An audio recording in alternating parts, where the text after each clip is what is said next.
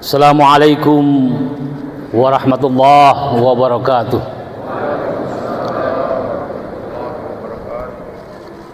Alhamdulillahilladzi ja'ala syahr Ramadan syahrus siyam wa syahrul maghfirah, wa ja'ala syahr Ramadan syahrus sabr wa syahrul juhud, wa ja'ala syahr Ramadan unzila fihi al-Qur'an hudan lin-nas wa bayyinatin minal huda wal furqan. Wa asyhadu an la ilaha illallah wahdahu la syarikalah syahadatan tajma'u sidqal qaul wa sihhatan niyyah. Wa asyhadu anna Muhammadan 'abduhu wa rasuluh al-mab'utsu li izhaqil abatilil jahiliyah. Allahumma shalli ala Muhammad wa ala alihi wa ashabihi wa man tabi'ahum bi ihsanin ila yaumiddin wa ba'd. Bapak-bapak, ibu-ibu, saudara-saudari, hadirin hadirat sidang jamaah subuh yang dirahmati oleh Allah Subhanahu wa taala. Syukur alhamdulillah bahwa pada pagi hari di subuh hari yang cerah dan berberkah ini, di subuh yang kedua dari bulan suci penuh keberkahan pula, seyogianya lah kita untuk terus menerus dan tidak henti-hentinya menghaturkan rasa syukur dan terima kasih kita kepada Khaliq Rabbul Jalil atas sejumlah nikmat dan karunia yang juga tidak pernah henti-hentinya dicurahkan dan dilimpahkan kepada kita semua sampai di hari yang kedua ini. Tentu dengan harapan dengan berbagai nikmat dan karunia itu dapat kita manfaatkan dengan seoptimal dan seefisien mungkin sebagai wujud konkret dan sebagai manifestasi dari upaya kita dalam menunjukkan rasa syukur dan terima kasih kita kepada Allah Subhanahu wa taala. Pada subuh yang kedua ini di bulan suci penuh keberkahan, bulan yang penuh dengan berbagai macam fadilah dan keutamaan, bulan yang syarat dengan curahan rahmat dan naungan maghfirah dari Sang Maha Kuasa, bulan di mana hari-hari dalam kehidupan kita tentu terasa dekat dan akrab dengan Pencipta. Oleh karena itu tentu kita harus bertekad dan berniat dengan kuat agar kita jadikan Ramadan kita tahun ini sebagai momentum yang strategis untuk mengukir prestasi keimanan yang setinggi-tingginya dan sebanyak-banyaknya. Tentu kita berniat dan bertekad untuk kita jadikan Ramadan ini sebagai media sekaligus sarana yang efektif di dalam meningkatkan intensitas, volume pengabdian dan penghambaan kita kepada Allah Subhanahu wa taala, baik secara kualitatif maupun kuantitatif. Sembari kita membayangkan seolah-olah Ramadan ini menjadi Ramadan terakhir bagi kita, ya. Karena itu kita berusaha untuk menyerahkan segenap ketaatan, kepatuhan dan loyalitas kita secara totalitas kepada Allah Subhanahu wa taala. Bersyukur dan berbahagia kita bahwa kita menjadi manusia pilihan, karena tidak semua orang yang bisa merasakan dan menikmati serta menjalani bulan suci penuh keberkahan di tahun ini. Ada begitu banyak di antara saudara-saudara kita, sanak keluarga kita, handai tolan kita yang tadinya begitu bersemangat dan antusias ingin menjalani Ramadan tahun ini, tapi tidak diizinkan oleh Allah Subhanahu wa taala. Mungkin karena telah dipanggil untuk selama-lamanya menghadap Pencipta, mungkin karena di antara mereka ada yang terbaring sakit di rumah sakit sehingga mengalami keterbatasan untuk bisa mengoptimalkan Ramadannya. Bahkan mungkin ada di antara saudara-saudara kita yang sementara menjalani proses hukum di rumah tahanan sehingga tidak bisa berinteraksi dan tidak bisa memanfaatkan Ramadan ini dengan maksimal, atau mungkin hal-hal lain. Karena itulah maka tentu menjadi kesyukuran bagi kita bahwa kita masih diberi kesempatan. Karena itu mari kita jadikan Ramadan kita tahun ini sebagai ajang riyadah, sebagai ajang tarbiyah bagi kita untuk menghadirkan kita menjadi manusia muslim yang tentu tidak hanya soleh secara personal, secara individu, tapi yang tidak kalah pentingnya juga mampu menggiring dan mengarahkan kita untuk juga menjadi manusia muslim yang juga soleh secara sosial. Tentu Ramadan kita ini kita berharap untuk bisa membentuk kita menjadi manusia muslim yang paripurna, menjadi manusia muslim yang istiqamah di jalannya, mampu menghadirkan kita menjadi manusia yang lebih arif dan lebih bijak di dalam memaknai hidup, menjadi manusia yang santun, yang sejuk, yang teduh, menebarkan kebaikan kepada siapa saja, baik secara internal sesama muslim maupun secara eksternal yang berbeda keyakinan dengan kita. Karena itulah yang dicontohkan oleh Rasulullah Beliau tidak menunjukkan sikap arogan sebagai seorang muslim. Beliau tidak menunjukkan sikap-sikap yang egois sebagai seorang muslim, meskipun beliau yakini bahwa inilah agama yang benar, tetapi mereka juga memberikan porsi dan toleransi kepada kelompok lain di luar muslim untuk menjalankan keyakinan dan kepercayaan mereka tanpa ada intimidasi, tanpa ada aksi-aksi kekerasan ataupun tindakan-tindakan diskriminatif. Hadirin dan hadirat jamaah subuh yang dirahmati dan dimuliakan oleh Allah Subhanahu wa taala. Semalam saya disampaikan oleh pihak panitia bahwa tema atau kajian kita pada subuh hari ini kita akan mencoba membahas dan mendialogkan tentang satu hal yang sangat terkait erat dan memiliki korelasi yang begitu kuat dengan ibadah Ramadan kita, yakni qiyamul lail, yakni salat tahajud dan salat tarawih. Kedua salat ini, baik salat tahajud maupun salat tarawih, merupakan bahagian yang tidak terpisahkan dari bulan Ramadan. Dalam sejumlah ayat, sejumlah hadis ya, serta atharus sahabah telah menyampaikan kepada kita betapa besar makna dan begitu besar urgensi yang dapat kita petik fadilah dari qiyamul lail di bulan Ramadan. Bahwa Rasulullah sallallahu alaihi wasallam, para sahabat-sahabatnya dan para as-salafus salih lainnya di luar Ramadan telah aktif melakukan yang namanya qiyamul lail atau salat tahajud. Sebab satu di antara tuntunan agama bahwa kalau ingin hidup kita sukses, kalau ingin kita lepas dari berbagai macam masalah, kalau kita ingin mengharapkan dan ekspektasi kita menginginkan kemuliaan, maka satu di antara langkah yang diajarkan oleh agama kita adalah mendekatkan diri kepada Allah Subhanahu wa taala pada waktu sepertiga malam. Man talabal ula sahiral layal. Siapa yang mengharapkan kemuliaan, maka hendaklah mereka bangkit di waktu malam. Rasulullah sallallahu alaihi wasallam pun ketika pertama kali masuk di Madinah, beliau menyampaikan bahwa paling tidak ada 4 kunci sukses. Yang pertama adalah afsyus salam, sebarkanlah keselamatan, sebarkanlah kesejukan, kedamaian dan ketentraman kepada siapa saja. Wa at'imit ta'am, dan juga berbagilah, bersedekah dan berikanlah makan kepada mereka-mereka yang tidak hanya miskin tetapi termasuk saudara-saudara kita yang lain, untuk membangun yang namanya hubungan yang harmonis. Wasilil arham, yang ketiga, bangun komunikasi silaturahmi yang baik kepada siapa saja. Dan yang terpenting adalah wakum bil lail wan nasu niyam, bangkitlah di waktu malam hari saat orang terlelap dengan tidurnya. Tadkhulul jannata bisalam, engkau akan menemukan kesuksesan dengan keselamatan. Saya ketika beberapa waktu yang lalu menimba ilmu di Kairo, tanah Mesir, seorang ulama mengatakan, Syekh Al-Azhar, bahwa tadkhulul jannata bisalam, engkau akan masuk dalam surga dengan selamat. Surga sesungguhnya tidak hanya menjadi simbol yang berdimensi ukhrawi, tetapi juga berdimensi duniawi. Bahwa segala hal kalau kita ingin sukses, ingin berhasil, segala tujuan yang menjadi harapan kita, segala persoalan-persoalan yang kita hadapi di dunia ini, kalau ingin lepas dari persoalan tersebut, maka hendaklah menempuh 4 kriteria atau 4 langkah-langkah tersebut. Di dalam Al-Quran pun Allah Subhanahu wa taala, tepatnya dalam surah Al-Isra, telah menyatakan, wa minal laili fatahajjat bihi nafilatan lak asa ayyab'atsu rabbuka maqaman mahmuda. Dan di antara sebahagian malam hendaklah kalian bangkit melaksanakan salat tahajud, ya, yang mudah-mudahan Tuhanmu akan mengangkatmu di tempat yang terpuji. Ayat ini menunjukkan bahwa betapa besar nilai dan fadilah yang terkandung di dalam salat tahajud itu.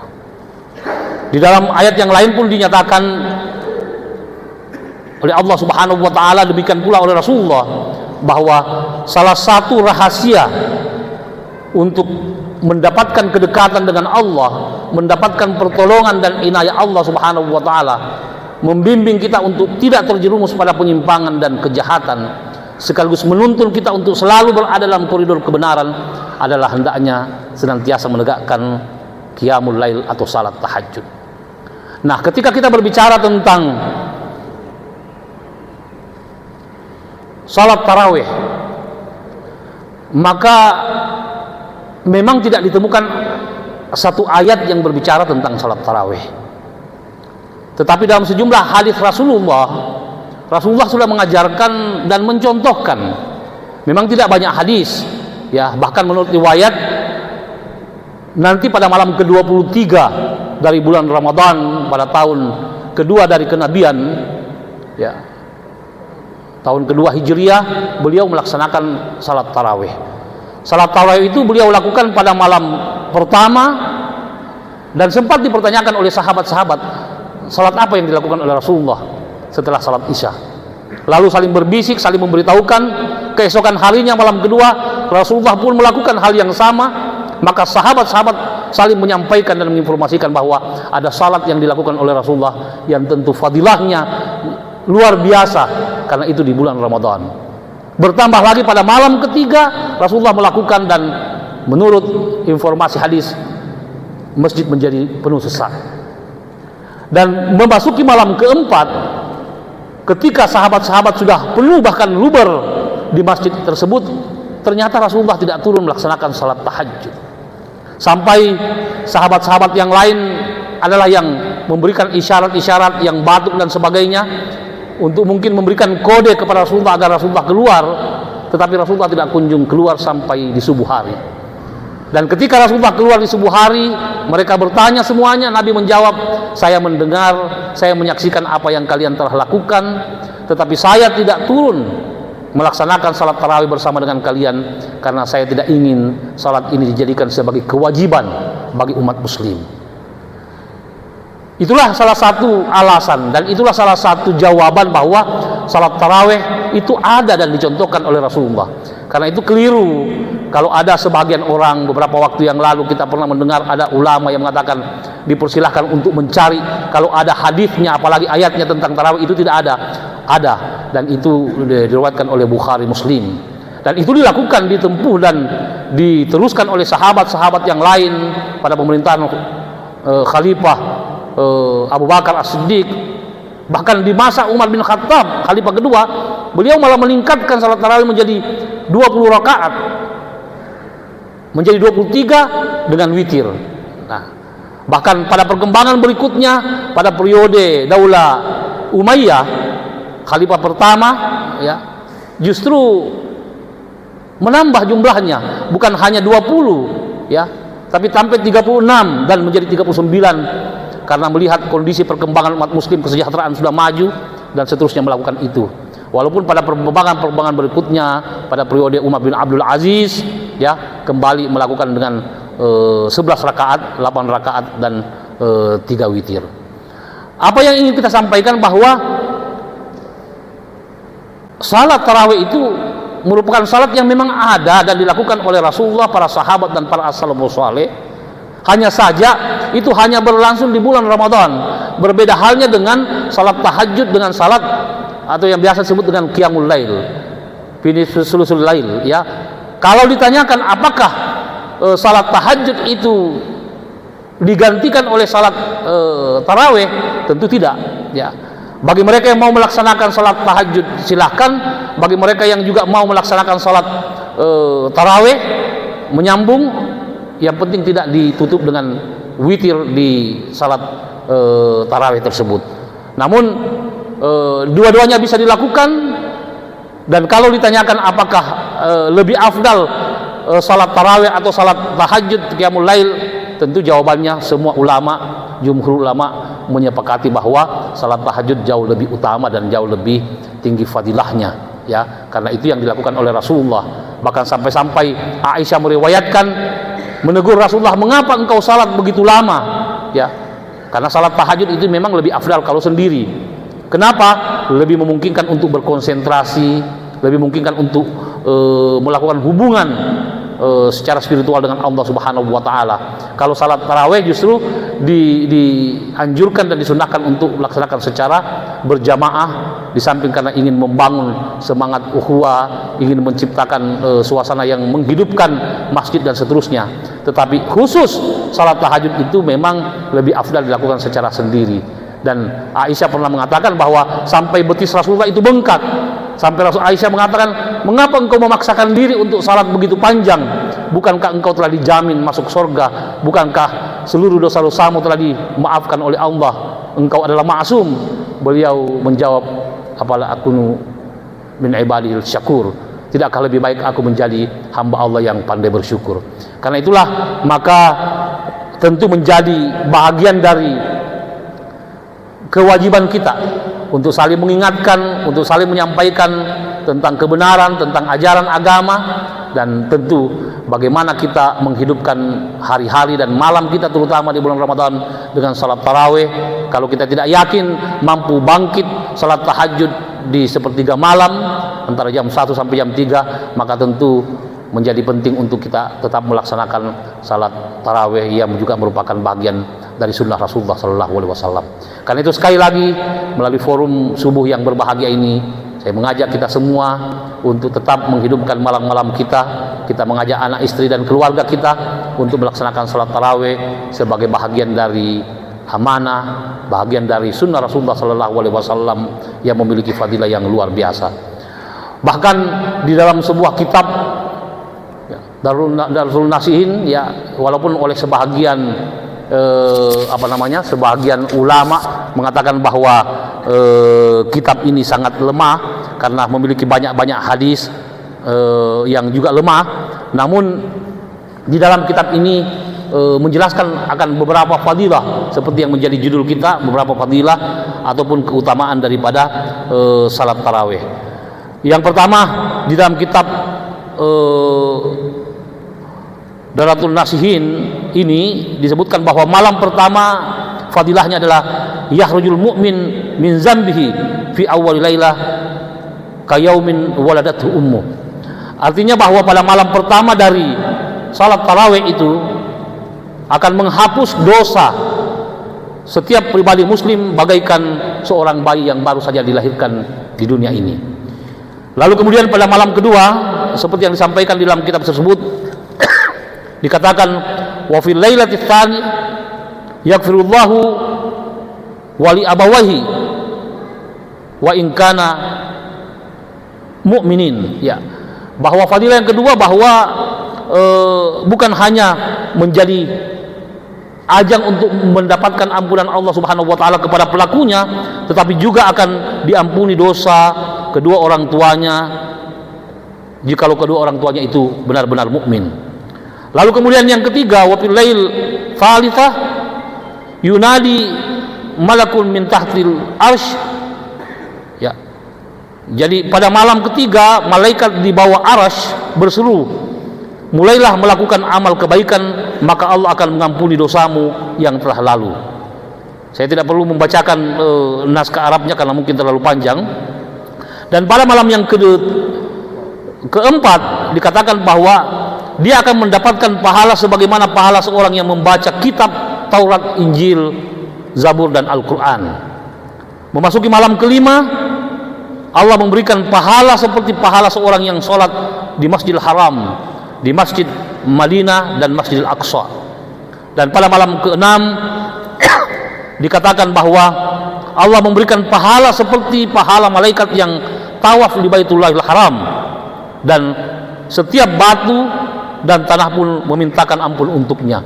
Di sini ada penjelasan sangat rinci dan sangat mendalam tentang beberapa keutamaan sampai pada malam ke-30 yang pada intinya memberikan gambaran akan fadilah keutamaan daripada